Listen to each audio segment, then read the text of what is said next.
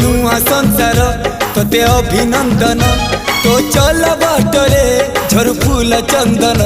तो चल बाटरे झरफुल चंदन समयर चक्का भौरी घुरे घुरे फुले कांदनालो चढ़ीबु तू फूल सवारी धीरे धीरे फुले कांदनालो बाहागर सुख परा विधाता देइछि तोते विरह वेदना सबु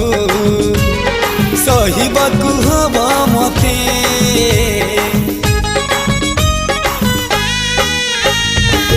सिंथी तो रहेला सिंदूरी